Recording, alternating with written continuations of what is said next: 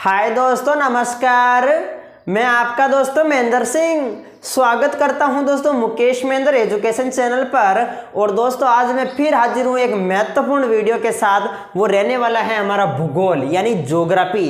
दोस्तों ज्योग्राफी के मैंने प्रमुख दोस्तों यहां पर 25 इंपॉर्टेंट क्वेश्चन लिए हैं। एक से लगाकर दोस्तों 25 इंपॉर्टेंट क्वेश्चन है, तो वीडियो आपको अंत तक जरूर देखना है दोस्तों। छपेंगे तो बोर्ड परीक्षा में इसी वीडियो में से दोस्तों, बिल्कुल दोस्तों। और ये जो प्रमुख मैंने बड़े क्वेश्चन लिए हैं दोस्तों, बहुत सारे दोस्तों के कमेंट आ रहे थे कि भैया बड़े बड़े क्वेश्चन लीजिएगा, तो इस वीडियो में दोस्तों मैंने बड़े बड़े क्वेश्चन लिए हैं, आप देख सकते हैं। लेकिन दोस्तों ये जो क्वेश्चन है ब्लूप्रिंट के अनुसार तैयार किए गए हैं। आप देखेंगे तो दोस्तों देखिएगा बड़े प्रश्न भी हैं, ठीक है। अब ये भी देखो, ये ध्यान रखिएगा, ध्यान रखने योग्य बात है, जो ब्लूप्रिंट में दे रखा है उसके अनुसार तो आपको तैयारी करनी है। साथ ही दोस्तों देखिएगा एग्जाम में क्या पता ब्लूप्रिंट काम करे या ना करे, ठीक है।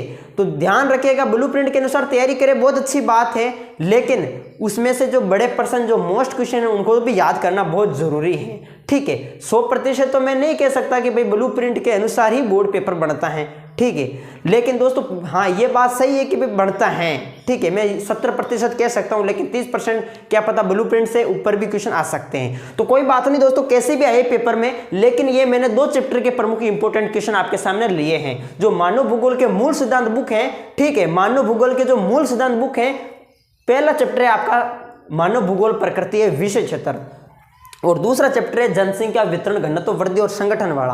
तो 2 चैप्टर है दोस्तों, दोनों चैप्टर के मैंने प्रमुख इंपॉर्टेंट क्वेश्चन यहाँ पर 25 क्वेश्चन तैयार किए हैं। तो दोस्तों दावे के साथ कह सकता हूँ इनमें से क्वेश्चन जरूर आएंगे। और वीडियो अच्छा लगे तो आपको लाइक करना है, चैनल पर नए हैं तो जरूर सब्सक्राइब करना है। प्रमुख 25 क्वेश्चन देखने वाले हैं, सभी क्वेश्चन के दोस्तों आंसर मैं बताने वाला हूँ इसी वीडियो के तहत, ठीक है। तो स्टार्ट करते हैं दोस्तों। इससे पहले जिन्होंने भी लाइक नहीं किया तो एक बार लाइक कर दीजिएगा दोस्तों, ठीक है। तो यहां पर आपके सामने पहला क्वेश्चन, एक बार मैं 25 क्वेश्चन बता देता हूं कि किस प्रकार का क्वेश्चन पूछे गए हैं।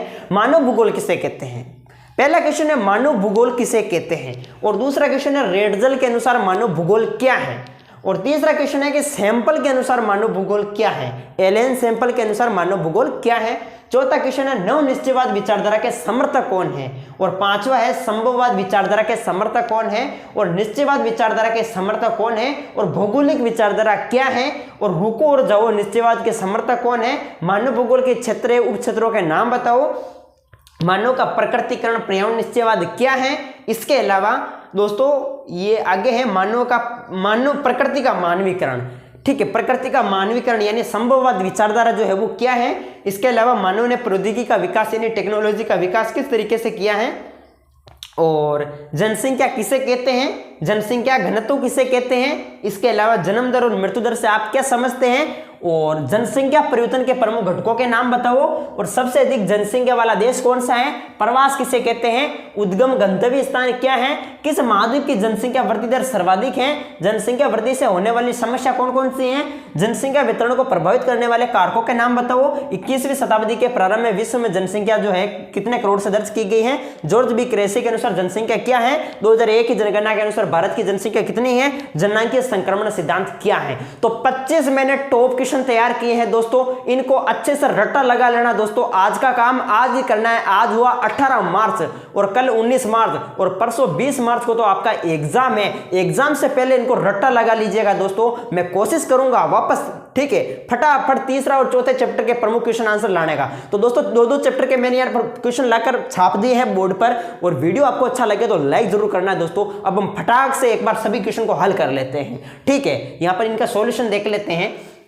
एक वीडियो मैंने बनाया था बड़े बड़े क्वेश्चन का, तो आप कहते हैं कि भैया आप साथ में हमें उत्तर बता दीजिएगा। तो देखो दोस्तों इतना टाइम नहीं मिलता, लेकिन कोई बात नहीं, मैं उनके उत्तर बताने वाला हूं सभी इसी वीडियो के तहत, ठीक है। तो क्लास को एक बार जम के शेयर कर दीजिएगा दोस्तों। 20 मार्च के पेपर में छपने वाले क्वेश्चन है, ठीक है, इनको अच्छे से याद करना है आप सभी को। पहला क्वेश्चन है मानव भूगोल किसे कहते हैं। देखिएगा मैं जो बोलूंगा एक्स्ट्रा फैक्ट वो भी आपको याद करना है, यहां से भी बनने वाले हैं दोस्तों। मानव भूगोल किसे कहते हैं, पहला क्वेश्चन है भूगोल किसे कहते हैं, मानव भूगोल। तो भूगोल देखो आपको पता होगा, भूगोल को अंग्रेजी में कहते हैं ज्योग्राफी, और ज्योग्राफी दोस्तों जो है, ज्योग्राफी शब्द का जो सर्वप्रथम प्रयोग किया था वे इरेटोस्थनीज ने किया था। इरेटोस्थनीज जो है वो ग्रीक यूनान का विद्वान था। उन्होंने अपनी पुस्तक ज्योग्राफिया के अंदर दोस्तों ज्योग्राफी शब्द का सर्वप्रथम प्रयोग किया था। मैं बात करता हूं भूगोल। भूगोल को अंग्रेजी में ज्योग्राफी कहते हैं और ज्योग्राफी दो शब्दों से मिलकर बना है, ज्यो प्लस ग्राफोस। देखिएगा, ज्यो प्लस ग्राफोस, ज्यो प्लस ग्राफोस, ठीक है, ज्यो प्लस ग्राफोस। अब इसका मतलब क्या हुआ, ज्यो प्लस ग्राफोस। ज्यो का मतलब होता है पृथ्वी, ज्यो का मतलब क्या होता है पृथ्वी, और ग्राफोस का मतलब होता है वर्णन करना। यानी कि पृथ्वी का वर्णन करना क्या कहलाता है, भूगोल कहलाता है। लेकिन हमें क्या पूछा है, मानव भूगोल किसे कहते हैं, तो मानव भूगोल यानी मानव और प्रकृति के बीच के संबंधों का अध्ययन करना, मानव और प्रकृति के बीच के संबंधों का अध्ययन करना मानव भूगोल कहलाता है। मानव और प्रकृति के बीच के संबंधों का अध्ययन करना क्या कहलाता है, मानव भूगोल कहलाता है। आपको पूछे भूगोल किसे कहते हैं, आप पढ़ रहे हैं भूगोल, तो भूगोल कहते किसे हैं, तो पृथ्वी का वर्णन करना भूगोल कहलाता है। यह प्रमुख पॉइंट आपको ध्यान रखना है। मानव भूगोल किसे कहते हैं, तो मानव और प्रकृति के बीच के संबंधों का अध्ययन करना मानव भूगोल कहलाता है। तो यह प्रमुख पॉइंट आपको ध्यान रखना है। तो पहली परिभाषा आपको याद होगी, एक बार बता दो, याद हो गई नहीं हुई, बताओ मानव भूगोल किसे कहते हैं, तो मानव और प्रकृति के बीच के संबंधों का अध्ययन करना मानव भूगोल कहलाता है। मानव तथा प्रकृति के बीच के संबंधों का अध्ययन करना मानव भूगोल कहलाता है। बार बार रिपीट कर रहा हूं ताकि आपको याद हो जाए। दूसरा क्वेश्चन मैंने लिखा है कि रेडजल के अनुसार मानव भूगोल क्या है। वेरी वेरी इंपॉर्टेंट क्वेश्चन है दोस्तों, रेडजल के अनुसार मानव भूगोल क्या है। देखो, प्रमुख जैसे भूगोलवेता के अनुसार भी पूछी जा सकती है, रेडजल के अनुसार मानव भूगोल क्या है। तो रेडजल दोस्तों मानव भूगोल की परिभाषा देते हैं, ठीक है, कि मानव भूगोल, रेडजल के अनुसार मानव भूगोल मानव समाज और धरातल के बीच संबंधों का संश्लेषित अध्ययन है। रेडजल के अनुसार मानव भूगोल क्या है, तो रेडजल के अनुसार मानव भूगोल मानव समाज और धरातल के बीच के संबंधों का संश्लेषित अध्ययन है। यह परिभाषा किसने दी थी, तो रेडजल ने दी थी। किसकी परिभाषा, भूगोल की, मानव भूगोल की, ठीक है। तीसरा क्वेश्चन है कि सैंपल के अनुसार मानव भूगोल क्या है। मैं रेडजल की बात करता हूं दोस्तों, तो रेडजल की शिष्य का नाम है एलन सैंपल, ठीक है, रेडजल की शिष्य का नाम है एलन सैंपल। और रेडजल ने दोस्तों, इनकी पुस्तक है एंथ्रोपोजोग्राफिया। आधुनिक मानव भूगोल के जनक कौन है, आधुनिक मानव भूगोल के जनक कौन है, तो आधुनिक मानव भूगोल के जनक है रेडजल। कौन है दोस्तों, रेडजल। और इनकी पुस्तक का क्या नाम है, एंथ्रोपोजोग्राफिया, एंथ्रोपोजोग्राफिया, एंथ्रोपोजोग्राफिया, एंथ्रोपोजोग्राफिया। किसकी पुस्तक का नाम है, रेडजल की पुस्तक का नाम है। आधुनिक मानव भूगोल के जनक कौन है, आधुनिक मानव भूगोल के जनक रेडजल है। आधुनिक मानव भूगोल के जनक कौन है, रेडजल है। रेडजल के अनुसार मानव भूगोल क्या है, मानव समाज और धरातल के बीच के संबंधों का संश्लेषित अध्ययन है। यह परिभाषा दी थी रेडजल ने। आपको पूछा जा सकता है कि एलन सैंपल के अनुसार मानव भूगोल क्या है, तो एलन सैंपल के अनुसार मानव भूगोल स्थिर पृथ्वी और क्रियाशील मानव के बीच के संबंधों का संश्लेषित अध्ययन है। स्थिर पृथ्वी और क्रियाशील मानव के बीच के संबंधों का अध्ययन करना, संश्लेषित ने अध्ययन करना। स्थिर पृथ्वी क्रियाशील मानव के बीच के संबंधों का अध्ययन करना मानव भूगोल कहलाता है। यह परिभाषा किसने दी थी, तो एलन सैंपल ने। 3 क्वेश्चन हुए। चौथा क्वेश्चन, नवनिश्चयवाद विचारधारा के समर्थक कौन है। वेरी वेरी इंपॉर्टेंट क्वेश्चन है, नवनिश्चयवाद विचारधारा के समर्थक कौन है।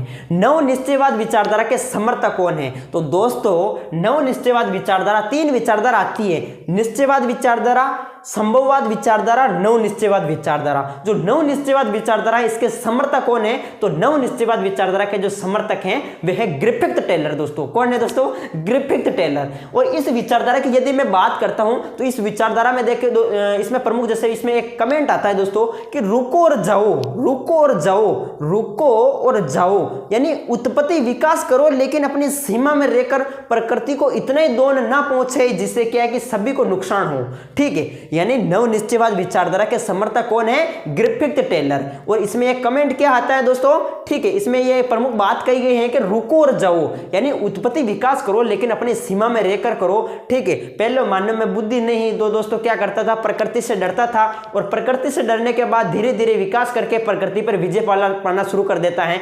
फिर दोस्तों क्या करता है, पेड़ पौधों को काटना शुरू कर देता है और प्रदूषण फैलाना शुरू कर देता है, यानी प्रकृति को नुकसान पहुंचाना शुरू कर देता है, ठीक है। पेड़ों की कटाई करना, प्रकृति का नुकसान करना शुरू कर देता है। तो इसीलिए दोस्तों ये आती है विचारधारा नवनिश्चयवाद विचारधारा।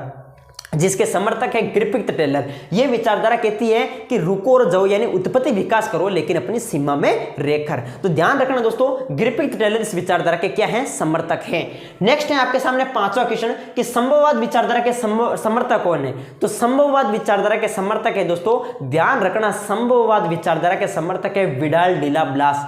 Widal de la Blache, Vidal de la Blache संभववाद विचारधारा के समर्थक हैं। Vidal de la Blache, Vidal de la Blache, Vidal de la Blache संभववाद विचारधारा के समर्थक हैं। दोस्तों बार बार याद कर लेना, मैं बार बार रिपीट कर रहा हूं ताकि आपको याद हो जाए। अब एग्जाम में प्रश्न पूछा जा सकता है, मानव भूगोल किसे कहते हैं? रेडजल के अनुसार मानव भूगोल क्या है? एलन सैंपल के अनुसार मानव भूगोल क्या है? विडाल डिला ब्लास के अनुसार मानव भूगोल क्या है? विडाल डिला ब्लास के अनुसार मानव भूगोल क्या है? इसका आंसर मुझे कमेंट में बताएंगे। एलन सैंपल, रेडजल मैंने बता दी परिभाषा, अब विडाल डिला ब्लास की परिभाषा आप सभी मुझे कमेंट में करेंगे, लाइव चैट में नहीं करेंगे, कमेंट में वीडियो समाप्त होते ही। ठीक है, ये हो गया। कौन सा क्वेश्चन हुआ अभी तक? संभववाद वाला हो गया। संभववाद विचारधारा के समर्थक कौन हो गए? Widal de la BLAS. नेक्स्ट है आपके सामने निश्चयवाद विचारधारा के समर्थक कौन है? पहली विचारधारा है दोस्तों निश्चयवाद विचारधारा, जिसमें क्या होता है? मानव का प्रकटीकरण होता है। तो निश्चयवाद विचारधारा के समर्थक कौन है? प्रेयोन निश्चयवाद भी हम कह सकते हैं। तो प्रेयोन निश्चयवाद विचारधारा के जो समर्थक हैं रेडजल, रिटर और हेम्बोल्ट। रेडजल, रिटर और हेम्बोल्ट, रेडजल, रिटर और हेम्बोल्ट, ये तीन दोस्तों भूगोलवेत्ता जो है वो निश्चयवाद विचारधारा के क्या है? समर्थक हैं। ठीक है, सातवां क्वेश्चन है भौगोलिक विचारधारा क्या है? भौगोलिक विचारधारा क्या है? तो देखो दोस्तों, भौगोलिक विचारधारा यानी भूगोलवेत्ताओं द्वारा जो विचारधारा प्रस्तुत की गई, भूगोलवेत्ताओं द्वारा जो विचारधारा प्रस्तुत की गई उसे भौगोलिक विचारधारा हम कह सकते हैं। ठीक है, यानी भूगोल में बहुत सारे भूगोलवेत्ता हुए। ठीक है, उन्होंने अपने अपने मानव और प्रकृति के बीच के संबंधों को ज्ञात करने के लिए अपने अपने विचार प्रकट किए। इन्हीं विचारों को दोस्तों भौगोलिक विचारधारा हम कह सकते हैं। ठीक है दोस्तों, समझ में आ रहा नहीं? आ रही हो समझ में? ठीक है, सबके समझ में आ रही है। चलो, तो भौगोलिक विचारधारा किसे कहते हैं? तो ध्यान रखना दोस्तों, भूगोल में बहुत सारे भूगोलवेत्ता हुए, उन्होंने प्रकृति और मनुष्य के बीच के संबंधों को ज्ञात करने के लिए अपने अपने विचार प्रकट किए। इन्हीं विचारों को भौगोलिक विचारधारा कहते हैं। आठवां क्वेश्चन है दोस्तों रुको और जाओ, यानी निश्चयवाद के समर्थक कौन है? ये क्वेश्चन अभी देखा था दोस्तों, ये रही है। नव निश्चयवाद विचारधारा के समर्थक कौन है? Griffith Taylor. रुको और जाओ निश्चयवाद विचारधारा के समर्थक कौन है? Griffith Taylor. ये प्रश्न एक ही है दोस्तों। ठीक है, यानी रुको और जाओ, ये कमेंट जो है वो इसी विचारधारा के तहत मारा गया था। ठीक है, समझ रहे नहीं? चलो, नवा क्वेश्चन देखते हैं। मानव भूगोल के क्षेत्र उप क्षेत्रों के नाम बताओ। मानव भूगोल के कौन कौन से क्षेत्र है? मानव भूगोल के कौन कौन से उप क्षेत्र है? तो मानव भूगोल के क्षेत्र और उप क्षेत्र आपको पूछे जा सकते हैं। तो मानव भूगोल के क्षेत्रों की यदि मैं बात करता हूं, मानव भूगोल के प्रमुख क्षेत्र, मानव भूगोल के क्षेत्रों की बात करता हूं तो मानव भूगोल के प्रमुख क्षेत्र 6 हैं, जैसे नगरीय भूगोल हो गया, जनसंख्या भूगोल हो गया, राजनीतिक भूगोल हो गया, आर्थिक भूगोल हो गया, आवास भूगोल हो गया, सामाजिक भूगोल हो गया। तो मानव भूगोल के 6 प्रमुख मैंने क्या बताइए? क्षेत्र बताइए। मानव भूगोल के 6 मैंने क्या बताए? क्षेत्र। मानव भूगोल के 6 क्षेत्र हैं, नगरीय भूगोल, जनसंख्या भूगोल, राजनीतिक भूगोल, आर्थिक भूगोल, आवासीय भूगोल, सामाजिक भूगोल। ये मानव भूगोल के क्षेत्र हो गए। अब क्या पूछा है? मानव भूगोल के उप क्षेत्र बताओ। क्षेत्र तो हमने देख लिए, इसके अलावा दोस्तों उप क्षेत्र आपको पूछा है। तो मानव भूगोल के कौन कौन से उप क्षेत्र हैं? मानव भूगोल के प्रमुख उप क्षेत्र है दोस्तों संसाधन भूगोल, पर्यटन भूगोल, कृषि भूगोल, उद्योग भूगोल, व्यापार भूगोल। संसाधन, पर्यटन, कृषि, उद्योग, व्यापार। मेरे साथ साथ रिवीजन करते रहे दोस्तों। सबसे पहले मानव भूगोल के क्षेत्र, नगरीय, जनसंख्या, राजनीतिक, आर्थिक, आवास, सामाजिक। नगरीय, जनसंख्या, राजनीतिक, आर्थिक, आवास, सामाजिक। नगरीय, जनसंख्या, राजनीतिक, आर्थिक, आवासीय, सामाजिक। नगरीय, जनसंख्या, राजनीतिक, आर्थिक, आवासीय, सामाजिक। ये जो है ये मानव भूगोल के क्षेत्र हो गए। मानव भूगोल के उप क्षेत्र की बात करें, मानव भूगोल के प्रमुख उप क्षेत्र की, तो संसाधन, पर्यटन, कृषि, उद्योग, व्यापार। संसाधन, पर्यटन, कृषि, उद्योग, व्यापार। संसाधन, पर्यटन, कृषि, उद्योग, व्यापार। ये मानव भूगोल के उप क्षेत्र हो गए दोस्तों। रट्टा लगा लो दोस्तों, रट्टा लगा लो। ठीक है, एक एक क्वेश्चन को। चलो, इसके बाद देखते हैं अगला। समझने वाले समझते हैं, बाकी तो रट्टा लगा लो। मैं ये नहीं कह रहा हूं कि भाई समझने वाली चीजों को रट्टा लगा लो, समझने वाली चीजों को कभी रट्टा नहीं लगाया जाता है। ठीक है, जो रट्टे लगाने योग्य बातें हैं उनको रट्टा लगा लो। ठीक है, इसके बाद देखते हैं प्रमुख अगला 10वां क्वेश्चन कि मानव का प्रकटीकरण या पर्यावरण निश्चयवाद विचारधारा क्या है। वेरी वेरी इंपॉर्टेंट है दोस्तों, मैं जो बता रहा हूं इनसे 100% क्वेश्चन आएंगे, 100% कि मानव का प्रकटीकरण क्या है, पर्यावरण निश्चयवाद क्या है।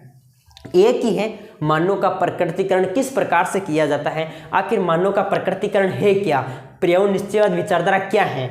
मानव का प्रकटीकरण या पर्यावरण निश्चयवाद, इसमें क्या होता है, सीधी सी परिभाषा में आपको बताता हूं। ठीक है, कौन सा क्वेश्चन है हमारा? 10वां क्वेश्चन है, 10वां ये वाला। ठीक है, तो इसमें देखिएगा मानव का प्रकृतिकरण, पर्यावरण निश्चयवाद। इसमें क्या होता है, मानव जब आदिम अवस्था में था, यानी जब मानव में दिमाग विकसित नहीं था, मानव में बुद्धि नहीं थी, ठीक है, जब आदिम अवस्था में था तो प्रकृति से डरता था। ठीक है, प्रकृति से बहुत डरता था दोस्तों। जैसे प्रकृति का नियम है भाई, ठीक है, आपको पता होगा, वर्षा होना, बारिश होना, बिजली कड़कना। ठीक है, अगर बारिश होती तो मानव नाराज हो जाता था, कहते हैं कि ईश्वर हमारे से नाराज हो गए हैं। मानव सोचता कि ईश्वर कैसे नाराज हो गए भाई, बारिश कैसे शुरू कर दी। ठीक है, बिजली कड़की तो ईश्वर का प्रकोप मानता, यानी बहुत डरता मानव। ठीक है, तो इस विचारधारा को नाम दिया गया था दोस्तों पर्यावरण निश्चयवाद। यानी इसमें मानव का प्रकृतिकरण, यानी मानव पर प्रकृति का बहुत प्रभाव था, मानव का प्रकृति पर बहुत प्रभाव था। इसी विचारधारा को दोस्तों पर्यावरण निश्चयवाद कहा गया। ठीक है, और इस विचारधारा के प्रमुख समर्थक कौन है? रेटजल, रिटर और हेम्बोल्ट। रेटजल, रिटर और हेम्बोल्ट ये अपने मानव के प्रकृतिकरण या पर्यावरण निश्चयवाद विचारधारा के समर्थक हैं। सीधा सा ध्यान रखना, इस विचारधारा में क्या होता है? मानव का प्रकृतिकरण, यानी कि मानव में बुद्धि नहीं थी तो मानव जो है वो प्रकृति के नियमों को नहीं समझ पाया था, उनसे डरता था। प्रकृति के नियमों को नहीं समझ पाया तो उससे डरता था। ये सीधे से ध्यान रखनी है। अगला है 11वां क्वेश्चन की प्रकृति का मानवीकरण। पहले क्या होता है? मानव का प्रकृतिकरण होता है। पहले मानव का होता है प्रकृतिकरण, फिर क्या होता है? प्रकृति का होता है मानवीकरण। कैसे? देखिएगा, पहले तो मानव का प्रकृतिकरण होता है। ठीक है, पहले मानव का प्रकृतिकरण किस प्रकार? जैसे प्रकृति जो है वो मानव को डराती थी, प्रकृति मानव को डराती। पहले क्या होता था? मानव का प्रकृतिकरण होता था। अब क्या होगा? प्रकृति का मानवीकरण होगा, यानी संभववाद विचारधारा। ये क्या है? तो प्रकृति का मानवीकरण, यानी कि धीरे धीरे क्या करता है? मानव सोचता है कि भाई ऐसे काम नहीं बैठने वाला, हम कब तक डरते रहेंगे? ये बारिश तो होती रहेगी, हम कब तक डरते रहेंगे? बिजली कड़कती रहेगी, हम बार बार कब तक डरते रहेंगे? ठीक है, गरजते बादल कभी बरसते नहीं हैं। मानो सोचने लगा, समझने लगा, धीरे धीरे क्या हुआ? प्रकृति के नियमों को समझने लगा। जैसे ही मानव ने प्रकृति के नियमों को समझ लिया, ठीक है, जब प्रकृति के नियमों को अच्छे तरीके से समझ लिया तो दोस्तों मानव ने प्रकृति पर जब विजय पा ली तो दोस्तों गर्मी के लिए एसी, सर्दी के लिए हीटर, न रोशनी के लिए लाइटें, इस तरीके से यानी मानव ने प्रकृति पर विजय पाना शुरू कर दी और प्रकृति के नियमों को समझने लग गया। ठीक है, जब मानव में बुद्धि आ जाती है दोस्तों तो इसी विचारधारा को नाम दिया गया संभववाद विचारधारा, जिसे हम कह सकते हैं प्रकृति का मानवीकरण। अब होगा प्रकृति का मानवीकरण। अब प्रकृति के नियमों को समझकर मानव किस प्रकार से प्रकृति का दोहन शुरू करता है। ठीक है, इसी विचारधारा में दोस्तों प्रकृति के नियमों को समझने के बाद दोस्तों प्रकृति का पर यानी नुकसान पहुंचाना शुरू कर देता है मानव। पेड़ पौधों की कटाई करना, ठीक है, पेड़ पौधों को जला देना, इसके अलावा जैसे कई प्रदूषण फैल रहे हैं। अब देखो मानव ने क्या क्या कर दिया है। ठीक है, तो प्रकृति का मानवीकरण इस तरीके से। तो इसी के तहत एक अगली विचारधारा आती है नव निश्चयवाद, जो नव नीतिवाद विचारधारा हम कहते हैं। अब अभी ये क्वेश्चन था हमारे यहाँ पर, ये रहा 8वां क्वेश्चन। ठीक है, इस विचारधारा में कहते हैं कि रुको और जाओ, यानी उत्पत्ति विकास करो लेकिन अपनी सीमा में रहकर करो।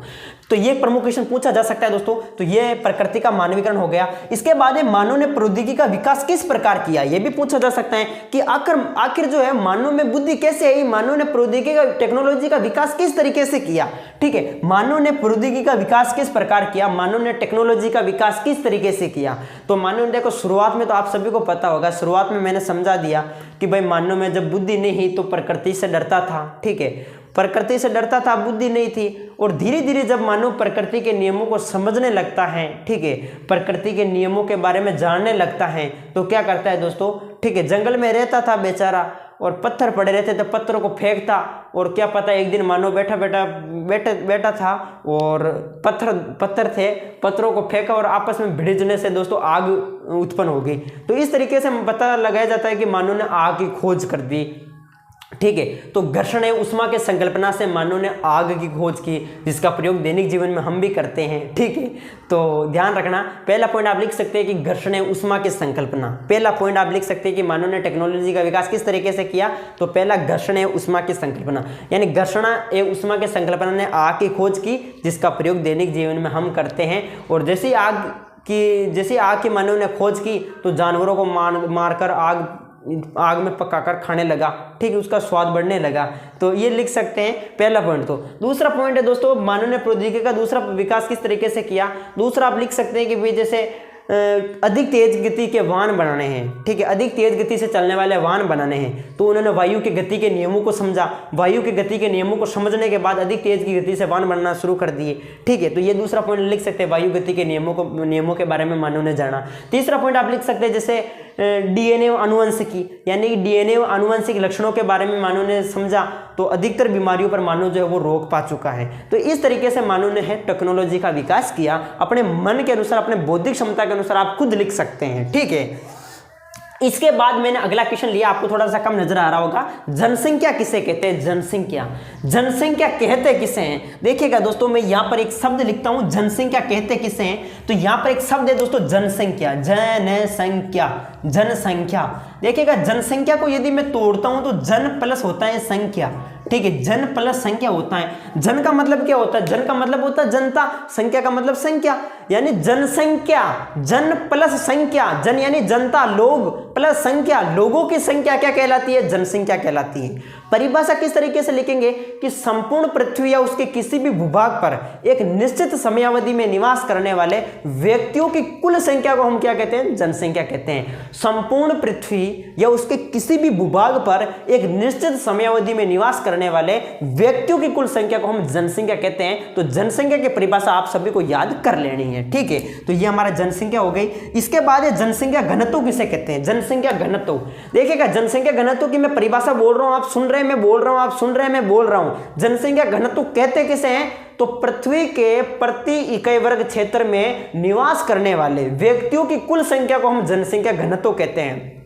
पृथ्वी के प्रति इकाई वर्ग क्षेत्र में निवास करने वाले व्यक्तियों की कुल संख्या को जनसंख्या घनत्व कहते हैं, और जनसंख्या घनत्व को प्रति इकाई वर्ग क्षेत्र में मापा जाता है। अब कहेंगे भाई मार तो जनसंख्या घनत्व की परिभाषा समझ में कौन नहीं आई है। तो दोस्तों समझ में कौन नहीं आई तो एक बार वापस सुन लो, ठीक है नहीं, ठीक है, एक बार पाँचों सुन लो। नहीं भाई देखो जनसंख्या घनत्व की परिभाषा की है। जनसंख्या घनत्व, जनसंख्या घनत्व का मतलब होता है जैसे पूरा देश है आपका, जैसे मान लिया जाए हम जैसे किसी राज्य की बात करते हैं, जैसे राजस्थान है, तो राजस्थान की कुल जनसंख्या कितनी क्या है, ठीक है। तो कुल जनसंख्या में यदि राजस्थान के कुल क्षेत्रफल का भाग दे देंगे तो हमारे सामने क्या आएगी, जनसंख्या घनत्व, ठीक है। तो जनसंख्या घनत्व का सूत्र आपको पूछ लिया जाए कि जनसंख्या घनत्व का सूत्र बताओ, तो कुल जनसंख्या बटा कुल क्षेत्रफल, ये जनसंख्या घनत्व का सूत्र है। यदि हम किसी देश की कुल जनसंख्या में कुल क्षेत्रफल का भाग दे देंगे तो हमारे सामने आएगा जनसंख्या घनत्व। तो बिल्कुल जनसंख्या किसे कहते हैं, यदि आप सूत्र भी लिख देते तो भी आपको नंबर मिलेगा। तो दोस्तों ये परिभाषा भी आपको याद होनी चाहिए जनसंख्या घनत्व की। इसके बाद मैंने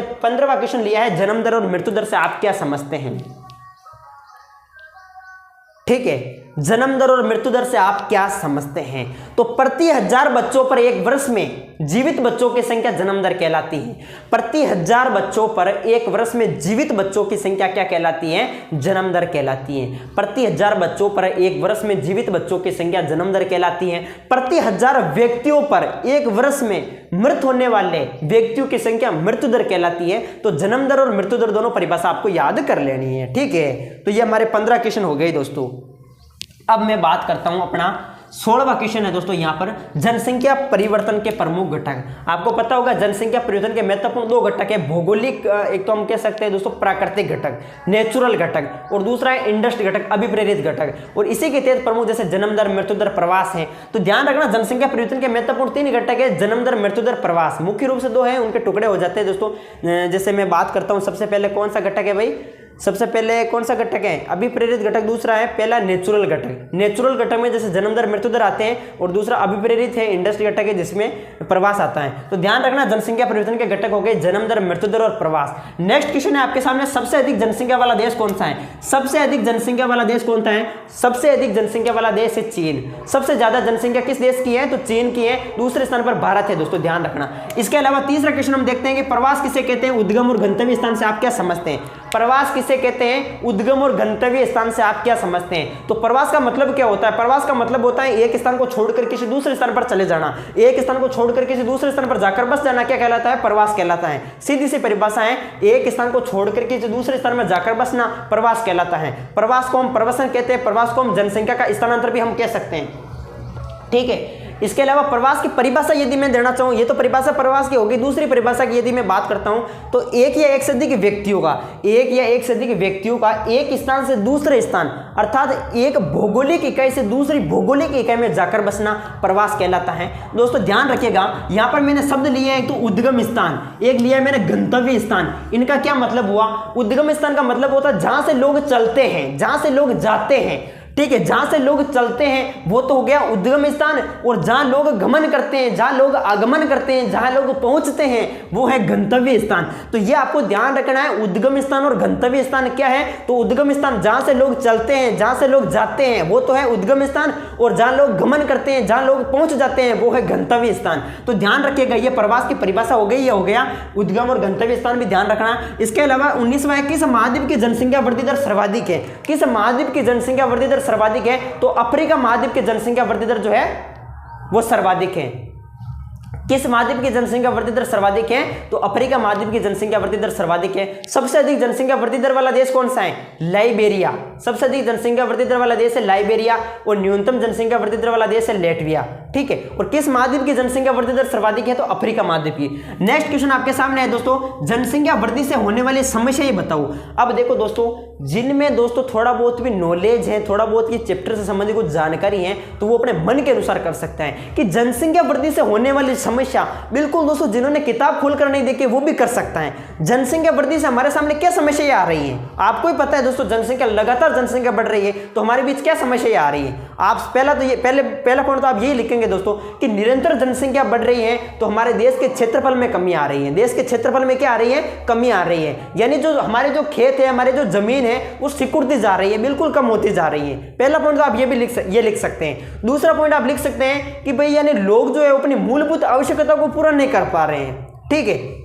और तीसरा पॉइंट आप लिख सकते हैं कि लगातार जनसंख्या वृद्धि से कई प्रकार के प्रदूषण फैल रहे हैं, वायु प्रदूषण, जल प्रदूषण, इस प्रकार से प्रदूषण फैलते जा रहे हैं, ठीक है। तो इस तरीके से भी आप लिख सकते हैं दोस्तों, ठीक है। तो अपने मन के अनुसार आपको लिखना है दोस्तों, जनसंख्या वृद्धि से क्या क्या प्रमुख समस्याएं हमारे आ रही हैं। तो इसी के तहत अगला क्वेश्चन देखते हैं, जनसंख्या वितरण को प्रभावित करने वाले कारक बताओ। जैसे जनसंख्या वितरण को प्रभावित करने वाले प्रमुख कारण, वितरण का मतलब फैलाव होता है, ठीक है। तो जनसंख्या वितरण को प्रभावित करने वाले जैसे प्रमुख कारक है 3: भौगोलिक कारक, आर्थिक कारक, सामाजिक या सांस्कृतिक कारक। भौगोलिक कारक में जैसे भू आकृति के यानी भूमि कैसी क्या है, जलवायु कैसी क्या है, मृदा कैसी क्या है, ये भौगोलिक कारक के अंदर आते हैं। आर्थिक कारक यदि मैं बात करता हूं तो खनिज आ गए, उद्योग आ गए, ठीक है, नगरीकरण, ये जो है वो आर्थिक कारक है। और सामाजिक या सांस्कृतिक कारक ये भी जनसंख्या वितरण को महत्वपूर्ण कारक है जो प्रभावित करती है। तो दोस्तों ये प्रमुख आपको ने पढ़ा होगा वैसे, ठीक है। इसके बाद 21वीं शताब्दी के प्रारंभ में विश्व में जनसंख्या जो है वो कितने करोड़ से अधिक दर्ज की गई? 21वीं शताब्दी के प्रारंभ में विश्व में जनसंख्या कितने करोड़ से अधिक दर्ज की गई है? तो 600 करोड़ से अधिक दर्ज की गई है, 600 करोड़ से, ठीक है, ये ध्यान रखना है।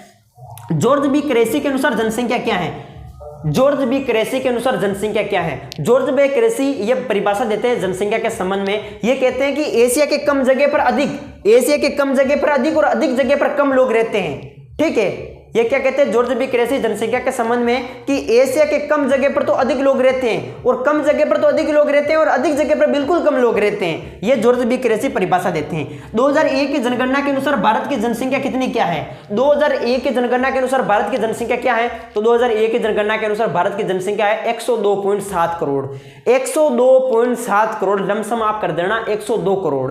और 2011 की जनगणना के अनुसार भारत की जनसंख्या क्या है? तो 121 करोड़ है दोस्तों। 2011 की जनगणना के अनुसार जनसंख्या क्या है? 121 करोड़। और भारत में जनगणना कितने वर्ष के अंतराल में होती है? तो भारत में जनगणना 10 वर्ष के अंतराल में होती है। भारत में पहली जनगणना कब हुई थी? तो भारत में पहली जनगणना हुई थी 1872 में। अखिल भारतीय जनगणना का पहला प्रयास कब किया गया था? 1872 में किया गया था। आ रही ना बात समझ में? और भारत की पहली संपूर्ण जनगणना कब हुई थी? तो 1881 ईस्वी में। ये कुछ पॉइंट है जो याद कर लेने दोस्तों अच्छी तरीके से, ठीक है। इसके बाद मैंने क्वेश्चन लिया है दोस्तों आगे कि जननांकीय संक्रमण सिद्धांत क्या है? जननांकीय संक्रमण सिद्धांत क्या है? तो जननांकीय संक्रमण सिद्धांत क्या है आखिर? तो जननांकीय संक्रमण सिद्धांत के तहत हम किसी भी देश की जनसंख्या के वर्णन करने तथा भविष्य में जनसंख्या के पूर्वानुमान के लिए हम जननांकीय संक्रमण सिद्धांत का उपयोग करते हैं, प्रयोग करते हैं, ठीक है। इस जननांकीय संक्रमण सिद्धांत के तहत प्रमुख 3 प्रावस्थाएं है दोस्तों, प्रावस्था क, प्रावस्था ख, प्रावस्था घ। जिसमें प्रावस्था क में क्या होता है दोस्तों? जन्म दर और मृत्यु दर दोनों उच्च रहते हैं, यानी स्थिर प्रावस्था बिल्कुल रुकी रहती है। ज़्यादा बच्चों का जन्म होता है, ज़्यादा लोग मरते हैं। क्यों मरते हैं? क्योंकि इसके पीछे जो रीजन था वो था दोस्तों कि भाई लोग ज़्यादातर अशिक्षित थे, ठीक है, इसीलिए जो है ज़्यादा बच्चे जन्मते थे और ज़्यादा मर जाते थे। तो ये जन्म दर भी उच्च था और मृत्यु दर भी उच्च था प्रावस्था नंबर के अंदर। और इसी जननांगीय संक्रमण सिद्धांत के तहत प्रावस्था नंबर 6 की यदि मैं बात करता हूं तो प्रावस्था नंबर 6 में दोस्तों क्या होता है, धीरे धीरे लोगों को पढ़ाया जाता है, शिक्षित किया जाता है। तो इसमें क्या होता है, जन्म दर तो उच्च बना रहता है लेकिन मृत्यु दर जो है वो निम्न हो जाता है, मृत्यु दर निम्न हो जाता है दोस्तों प्रावस्था 6 के अंदर। और प्रावस्था घ में क्या होता है, फिर दोस्तों प्रावस्था घ में दोस्तों जन्म दर और मृत्यु दर दोनों घटना शुरू कर देते हैं। निष्कर्ष क्या निकलता है जननांगीय संक्रमण सिद्धांत के तहत? निष्कर्ष यह निकलता है कि हम जननांगीय संक्रमण सिद्धांत का उपयोग किसी भी देश की जनसंख्या का वर्णन आसानी से हम कर सकते हैं, ठीक है, और उसका पूर्वानुमान हम लगा सकते हैं। तो इस तरीके से दोस्तों हमने प्रमुख 25 इंपोर्टेंट क्वेश्चन देखे दोस्तों। आई होप कि मैंने फटाफट दोस्तों, ठीक है, मैंने प्रमुख क्वेश्चन करवाए हैं, इतनी जल्दी में करवाई दोस्तों, फर्स्ट तरीके से एक एक चीज को बिल्कुल आसानी से मैंने समझाया है। आई होप कि आपको वीडियो अच्छा लगा होगा। अच्छा लगे तो लाइक कर दीजिएगा दोस्तों, चैनल पर नहीं तो जरूर सब्सक्राइब कर दीजिएगा। मैं आपके लिए इतनी मेहनत कर रहा हूं तो आपका फर्ज जरूर बनता है लाइक करना, लाइक कर दीजिएगा। और अच्छा लगे तो मुझे कमेंट करके जरूर बता देना, ठीक है। और नेक्स्ट वीडियो किस पर लाई जाए आप मुझे जरूर बताइएगा दोस्तों, किस चैप्टर पर लाए, ठीक है। तो जय हिंद, जय भारत, ओके, थैंक यू।